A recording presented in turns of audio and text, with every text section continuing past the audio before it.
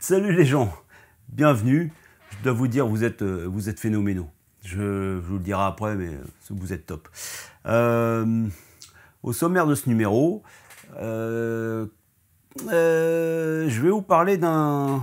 Vous savez, je crois que c'est la dernière vidéo où je parlais de socle pour mes petits personnages. J'ai eu une machine, on va en reparler tout de suite, un truc qui est bien pratique. On va forcément reparler à la plaque tournante, et vous avez déjà vu dans le titre sur quoi je suis parti.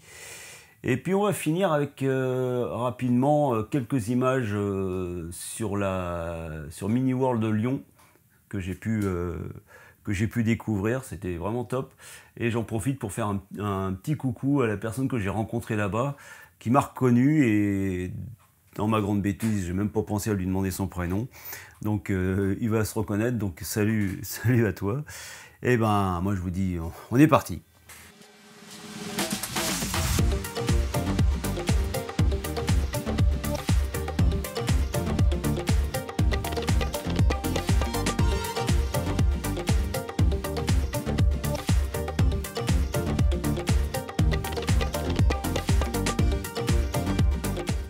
Avant de commencer le déroulé du sommaire, je cherchais mes mots, je voulais vous avertir tout de suite d'une chose, c'est que, donc là c'est la vidéo du mois d'août, la prochaine du mois de septembre, je vais faire comme d'habitude, on va faire une foire aux questions. Alors, que ce soit moto, voiture, train, malheureusement ceux qui font voiture et moto, ils vont peut-être pas voir ce message là, mais tant pis, hein, ils sont qu'à regarder. Mais comment je pourrais dire? Oui, donc au mois de septembre, on va faire une foire aux questions. Donc on va faire la même chose que d'habitude. Si vous voulez que je réponde à toutes les questions que vous vous posez, comme je disais, sur le train, sur la voiture électrique, en particulier la nôtre, parce que forcément, voilà, et sur ma moto, encore une fois, tant que ça reste dans le raisonnable, j'ai aucun problème pour parler de quoi que ce soit. Donc vous faites comme d'habitude, pour ceux qui ont l'habitude, c'est dans les commentaires, vous mettez FAQ, 2 points, et puis vous posez votre ou vos questions, et je ferai en sorte de répondre au maximum de questions.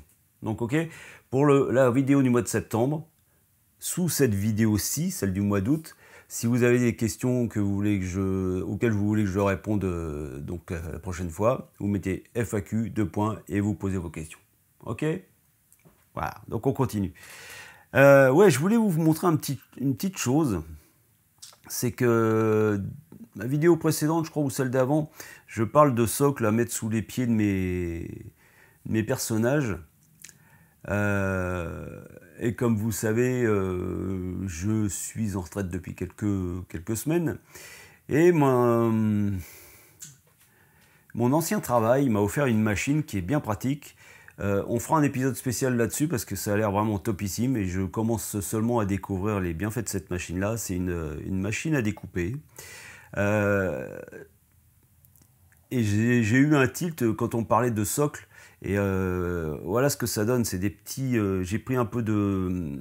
Vous savez, une couverture quand on relit des documents, on a toujours la baguette ou l'espèce de ressort qui va sur le côté, et puis devant on a un plastique, et derrière on a une couverture, on va dire, en cartonné.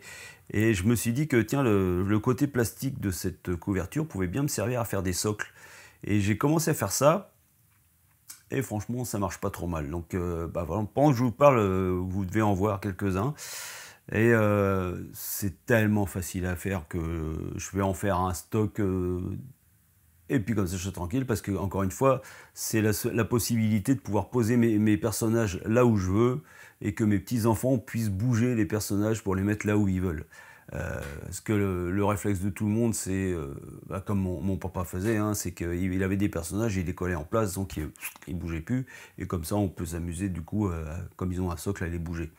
J'avais des anciens personnages avec des socles de couleur, et l'un de vous m'avait donné l'idée, mais j'avais déjà ça qui me traînait dans la tête, de faire des socles transparents, qui vont finalement s'adapter à peu près à la couleur du sol. Donc c'est un peu discret, je pense que c'est une bonne solution. Vous me direz ce que vous en pensez. Et puis en même temps, j'ai repris, comme forcément j'ai un peu de temps, j'ai repris les impressions 3D résine.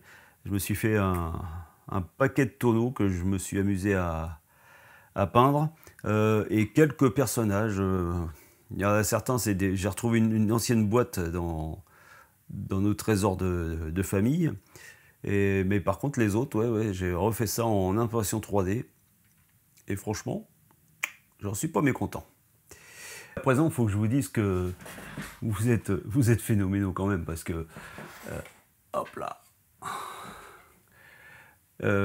Sur la vidéo précédente, je vous avais parlé de mes problèmes pour remplacer mon pont tournant, et que je trouvais qu'il y avait justement pas grand chose sur le net en général, pas de comparatif, pas d'avis, c'est toujours les gens montrent, vous voyez, j'appuie sur le bouton, ça marche.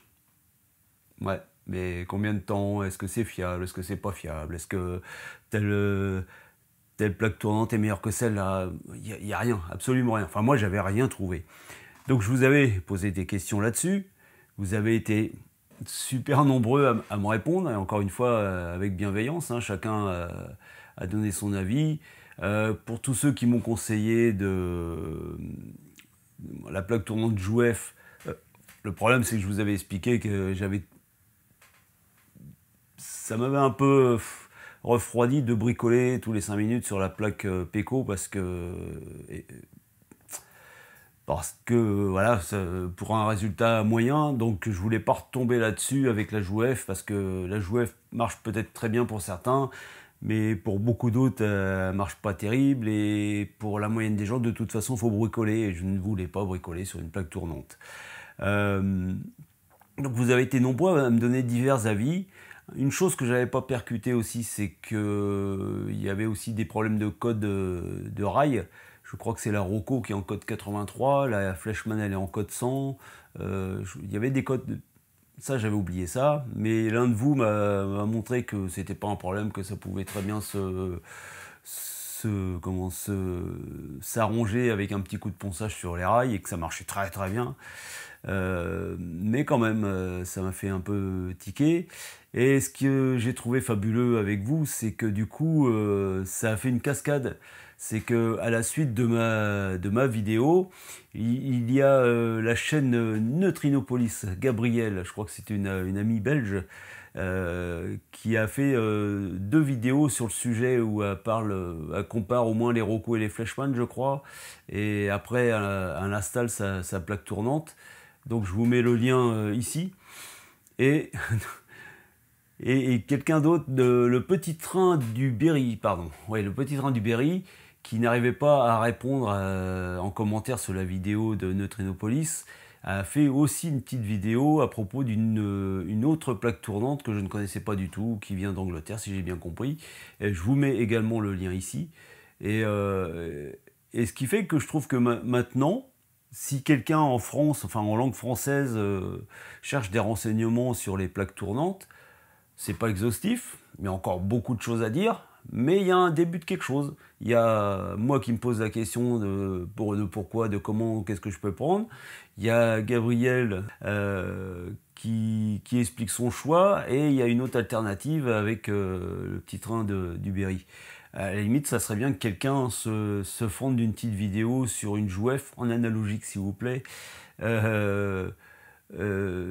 Jouef, enfin, détailler le fonctionnement, le choix, la chose comme ça serait bien, parce que du coup, ça ferait un tout où un nouveau venu pourrait se faire rapidement une solution, une idée sur ce qu'il veut, ce qu'il ne veut pas. Après, il y a l'histoire du tarif. En moyenne, il faut compter 450 € sur les plus connus. J'ai cassé ma tirelire. Ça m'arrive pas souvent, mais là j'ai cassé ma tirelire parce que je voulais être tranquille. J'ai choisi la tranquillité. J'ai pris ceci. Hop, je sais pas si on la voit bien. Voilà. J'ai pris la Fleshman.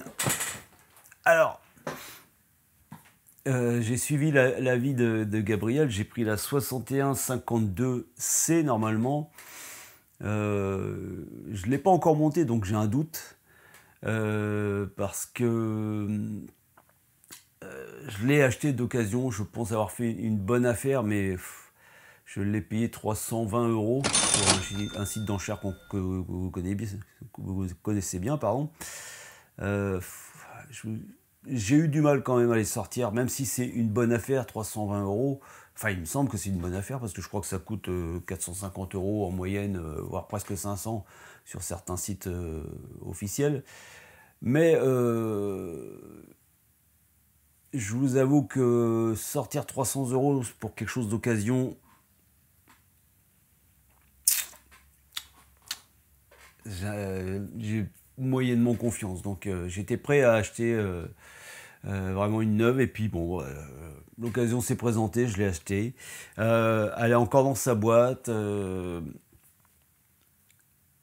Je vais pas tarder à la monter. Le premier, comment je pourrais dire, problème que je vais avoir, c'est que la plaque de la Peco, je l'ai, enfin le trou pour pouvoir mettre la plaque, je l'avais ouvert pour la plaque Peco, il faisait 320 mm de diamètre. Et là, il va falloir que je l'ouvre encore un peu plus de 2 cm. Parce que pour la plaque Flashpan, il faut un trou de 340 mm. Donc, il va falloir que j'y aille à la scie sauteuse en plein milieu du réseau, en espérant pas couper de fil, tout ça. Puis en plus, comme c'est déjà creusé, donc pour faire le centre, ça va pas être évident, mais on verra ça. Je vais essayer de le poser maintenant, enfin, à partir de maintenant, je vais le filmer, je pense le mettre sur cette vidéo-là. Si je la monte tout de suite, c'est à suivre tout de suite. Si je la monte plus tard, on va parler d'autre chose maintenant. Et finalement, je l'ai installé. Mais on va continuer en voix off. Et vous allez quand même certainement entendre des bruits de fond, mais c'est pas grave, on va le faire quand même. Donc l'idée, c'était de réussir à faire un trou plus grand à partir du trou existant de la plaque Peco, sans pouvoir matérialiser le centre de ce trou-là. Alors j'ai eu une idée, je ne sais pas si c'est la meilleure idée possible, mais je suis parti d'un morceau de d'éperon. Alors le trou fait pour la plaque Peco donnait 320 et pour la plaque Fleshman sur la notice Rocco, c'est marqué 340. Donc mon idée c'était tout simplement, de faire un cercle de 340 mm de diamètre. Et pour ça, j'ai commencé par faire un carré. Alors, l'idée de fond aussi, c'était de le faire le plus simplement possible et avec le moins d'outillage possible. Vous allez voir que mon rond n'est pas tellement rond, mais finalement, ça va marcher. Alors, je fais donc un carré de 340 mm de côté. Ok, voilà un côté. Voilà l'autre. Et là, forcément, pour pouvoir tracer mon cercle, c'est facile de trouver le centre. Une diagonale dans un sens. Allez, dépêche-toi. Et une diagonale dans l'autre sens. Ça nous donne le centre.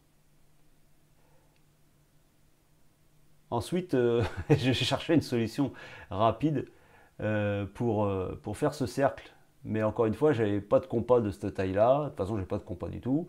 Je voulais pas planter un clou pour mettre une ficelle. J'ai pris ce que j'avais sous la main, c'est-à-dire un feutre et un fil avec deux jacks. Alors, il y a un jack qui va me servir pour le centre.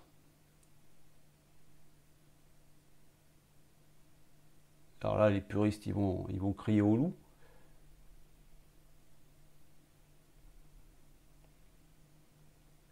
Je cherche la bonne distance.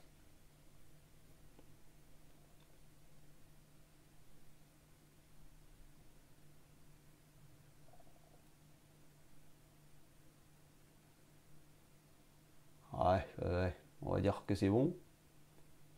Allez, essayons comme ça.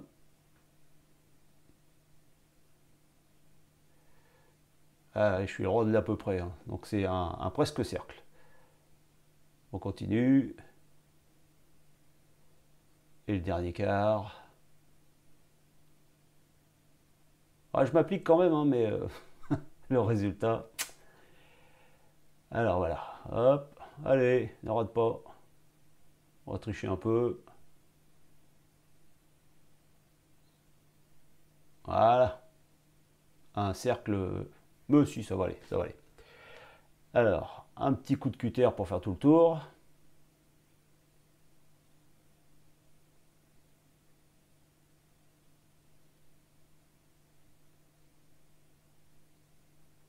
Voilà.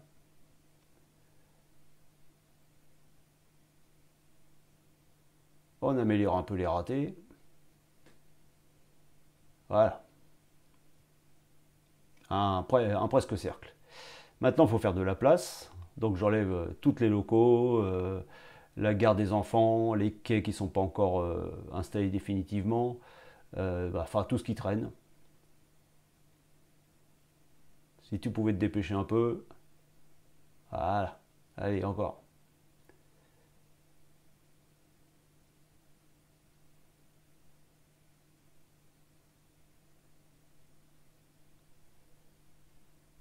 Voilà, la gare des enfants, les quais, les arrêts, et forcément le pont tournant Péco. Voilà. Alors le problème que j'avais, c'était que, vous voyez, en bas de votre écran, vous avez une voie qui passe, c'est la voie pour aller au parking autorail. Et donc je ne pouvais pas centrer mon trou par rapport au trou précédent. Donc il a fallu que je le décale. Alors là, je regarde forcément s'il n'y a pas des fils dessous que je risque de couper avec la scie sauteuse. Vous voyez que les deux rails d'accès au pont tournant sont un peu près, donc je les ai coupés. Et allez, on y va, en avant Guingamp.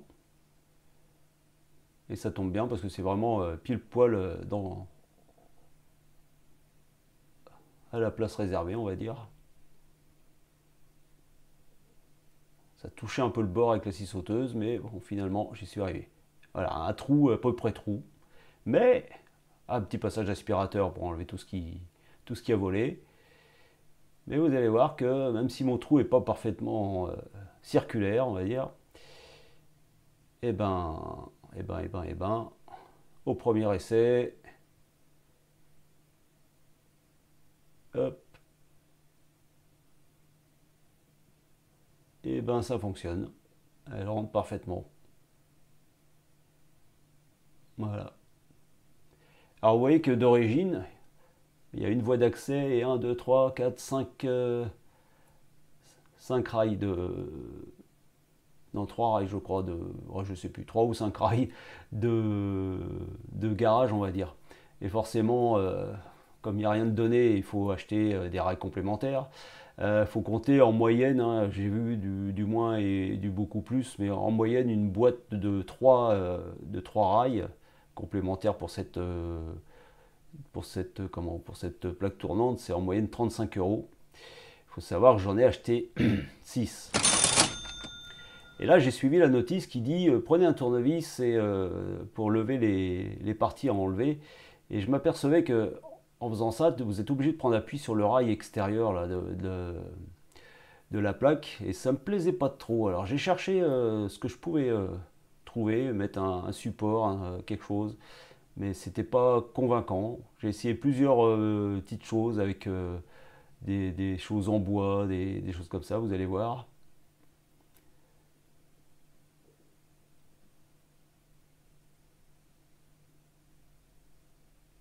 Ça se fait très facilement. Vous avez un bouton sur le pot tournant pour pouvoir le faire tourner à la main en cas de besoin. Et donc c'est là que je cherchais ce que je pouvais prendre d'autre comme outil parce que je n'étais pas satisfait de ce que je faisais. Et finalement j'ai trouvé... ça non, ça marche pas non plus, change. Voilà, et ça c'est l'outil idéal. Une pince Bruxelles avec des embouts en plastique. Vous avez vu que j'ai quand même cassé une petite sortie, mais bon, rien de grave. De toute façon, je ne vais plus m'en servir de ça. Et à partir de là, avec cet outil-là, c'était magique. Plus de traces, tout s'enlève facilement. Et je vous recommande de faire comme ça. Alors vous verrez aussi que les rails complémentaires ne sont pas de la même teinte que la plaque elle-même. Ils sont plus sombres. Comme j'ai comment je pourrais dire, des boîtes de rails complémentaires qui ne viennent pas des mêmes fournisseurs, euh, ils ont tous le même problème, donc je dirais ça doit être normal. La plaque elle-même avec ses rails d'accès et de garage sont plus clairs que les boîtes que les rails des boîtes d'accessoires, on va dire. Donc, mais bon, ça, un coup de peinture sur le tout, et puis ça ira bien, hein. Mais en plus, je vous promets que c'est plus flagrant à l'image que dans la réalité. Donc voilà, je continue à changer, à ajouter les rails là où il faut. Il faut forcément, à un rail de sortie, il faut de l'autre côté un rail butoir. Voilà.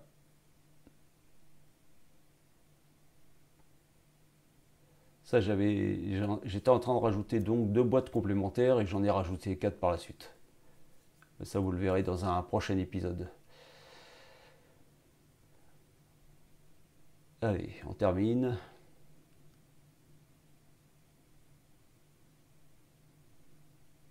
Ah, impeccable.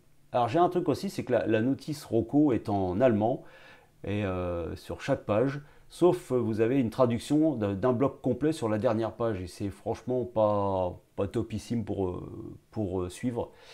Et moi pour ça, bon, je suis désolé pour la mise au point qui est un peu foirée, mais vous allez comprendre le système. Moi j'ai un autre truc, c'est que du coup, plutôt que de regarder sur le bloc après, pas très pratique, j'ai une application, je crois que c'est Google Traduction. Vous allez voir, en fait, surtout quand c'est des petits textes comme ça assez simples, vous lancez l'application, vous allumez votre téléphone et vous avez en direct la traduction. Alors quand c'est des phrases complètes, c'est pas tout à fait du vrai français, mais franchement, il y a eu des efforts de ce côté et c'est largement compréhensible, voire même c'est parfait à certains moments si les explications sont assez simples. Donc moi je fais comme ça maintenant.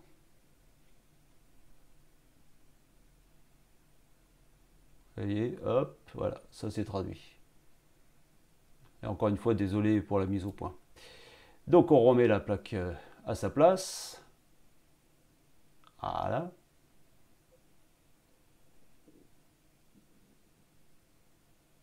Il va me falloir soigner l'entrée et la sortie de la plaque tournante. Alors d'un côté, j'ai juste à la couper parce que je vais la mettre bien comme il faut, et de l'autre, il va falloir que je déplace le rail d'entrée qui est un peu courbe. Et pour ça, comme malgré que ce soit collé à la colle blanche, hein, vous faites glisser dessous un cutter, que ça se décolle franchement tout seul.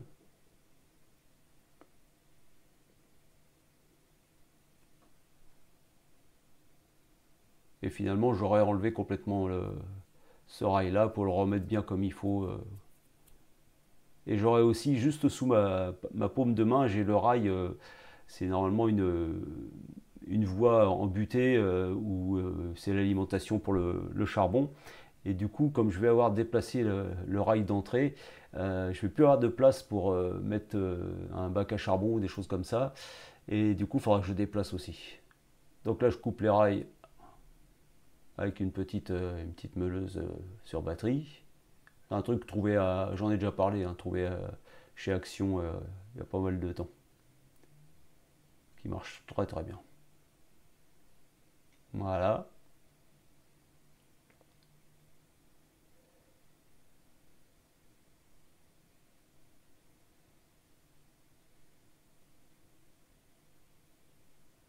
Et là, j'aurais plus qu'à mettre des éclisses isolantes à ces endroits-là.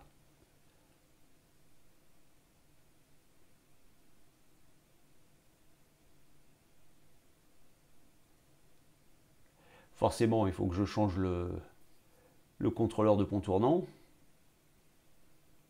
Et coup de bol, c'est que bah, c'est à peu près la même taille, même si c'est pas de la même forme.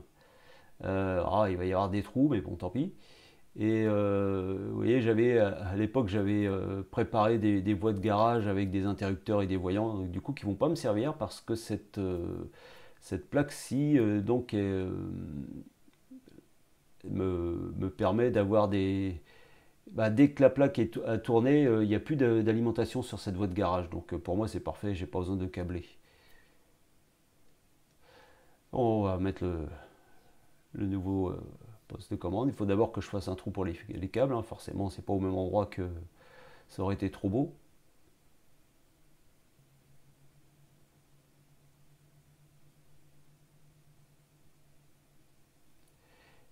Voilà. Et la commande de cette plaque tournante est livrée avec deux petites vis à bois extrêmement fines parce que ça tombe bien, parce que les trous sont vraiment très fins. Là, je vais l'avoir mis légèrement de travers, mais ça a été remis en place un petit peu après parce qu'il avait forcément fallu il a forcément fallu que je la bouge.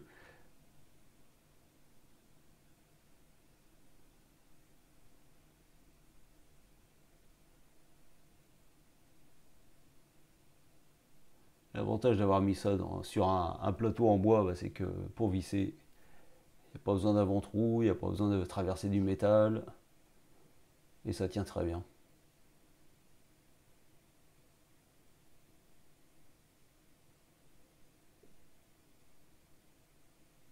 Voilà. Maintenant, on va passer au branchement. Et c'est pour ça que je vous ai fait un petit schéma. Vous voyez, il y a le pont tournant d'un côté, la commande de l'autre, le transformateur, et je vous ai représenté les couleurs de câbles telles qu'ils sont dans la réalité. Vous avez les bornes du transformateur en courant alternatif, la borne accessoire, et en courant continu, la borne reliée au réseau. Alors moi j'ai pris le parti de ne pas avoir un transformateur dédié à ce pont tournant là, parce que j'ai déjà un transformateur qui est sur le dépôt et sur la gare des enfants, et je voulais garder ce système. Et le seul problème que j'avais, c'est que bah, quand le pont tournant fait un tour complet, je me retrouve en confrontation avec l'arrivée de courant du dépôt lui-même.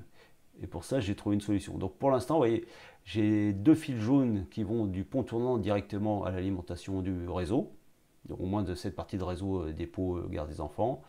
J'ai de la commande un fil blanc et un fil noir qui partent directement à la borne accessoire du transformateur. Et de l'autre côté, un rouge, un jaune et un gris qui vont directement au pont tournant. Ça se branche uniquement comme ça. Voilà. Vous voyez, commande blanc, noir sur la borne accessoire. Et rouge, jaune et gris directement au pont tournant. Donc voilà, le problème que j'avais, c'est qu'en cas de demi-tour complet, je me retrouvais en confrontation avec l'alimentation du réseau. Et pour ça, j'ai trouvé une solution toute simple que je vais vous montrer tout de suite. Ben, j'ai mis s'il te plaît, tu peux changer. Ouais, vous voyez, si je fais demi-tour, forcément, il va y avoir une confrontation avec le réseau lui-même. Donc l'idée est toute simple, toujours pareil, comme je suis en analogique, je peux avoir des problèmes, mais là j'ai réglé le problème d'une façon, je trouve, assez simple.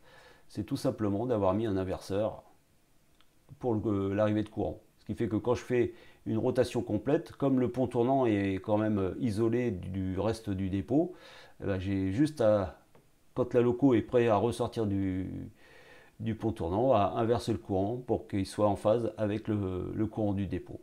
Voilà. Voilà, voilà. Et le résultat, c'est ce que je voulais. Voilà. Là, je ne vais pas vous faire voir une inversion complète, parce que tout va être dans le même sens. Mais on va accélérer un peu. Vous voyez, une loco arrive. Le pont tournant, étonnamment, tourne. En fait, il faut juste rester appuyé sur le bouton lui-même et le relâcher quand vous arrivez sur la voie que vous voulez. Et il s'arrête tout seul. Et effectivement, si vous voulez une vraie démonstration, je vous ferai ça la prochaine fois.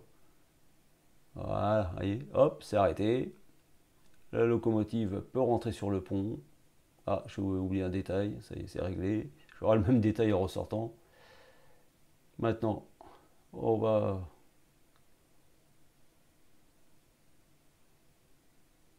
choisir la voie de garage. Alors bien sûr, je vais avoir du boulot à rallonger l'arrière de cette planche parce que j'avais coupé un peu court par rapport à la descente. Vous voyez, la loco va sur sa voie de garage. Et à partir du moment où le pont tourne, j'accélère un peu le mouvement, il n'y a plus de jus sur la voie de garage. Je me remets face à une voie. La voie de garage est alimentée par le pont tournant. Là, comme j'en suis encore aux premiers essais, je cherche toujours un peu le sens de rotation. Voilà. Hop. J'accélère un peu le mouvement. Voilà. Et on sort.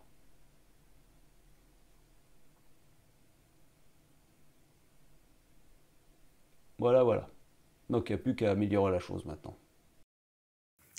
Et la dernière chose donc, que je voulais vous montrer, c'est que pendant notre périple à travers la France avec notre Fiat 500, on a fait un arrêt à Lyon, à Vaux-en-Velin pour être précis, à Mini World de Lyon. Et donc, je vous mets tout de suite quelques images et honnêtement, ça vaut le déplacement. C'était la première fois que j'y allais. À moindre occasion, quand je serai dans la région, j'y retournerai parce que vraiment c'est top. Et encore une fois, je salue la personne qui m'a reconnu à peine arrivé. Et donc, j'ai pas noté le prénom, mais il se reconnaîtra. Sur ce, Mini World de Lyon.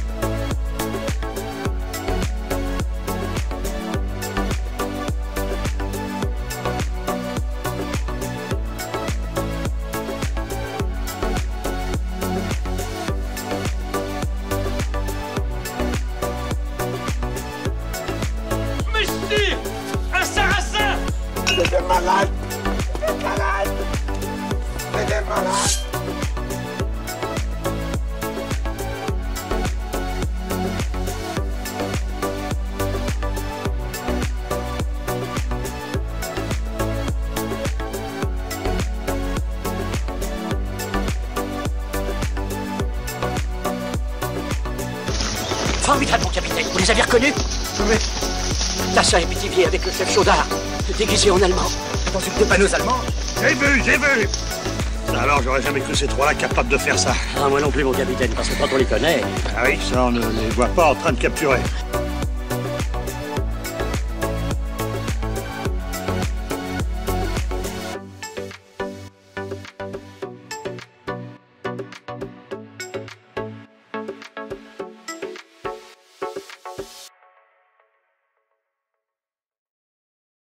Voilà. Cet épisode est à présent terminé, donc n'oubliez pas la foire aux questions la prochaine fois. Il fait chaud, allez dehors, allez vers la mer, allez prendre le soleil, profitez qu'il y a du soleil entre deux averses, ça continue quand même. Hein. Mais dès que vous pourrez aller faire un tour dans votre grenier, ressortez le petit train que vous aviez quand vous étiez petit, faites un... Dites pas à votre femme, mais allez dans la salle à manger, sur la table, mettez quelques rails, faites tourner un train, vous verrez. Ça commence comme ça vous prend tout le bras, ça devient une passion. Sur ce, à la prochaine les gens.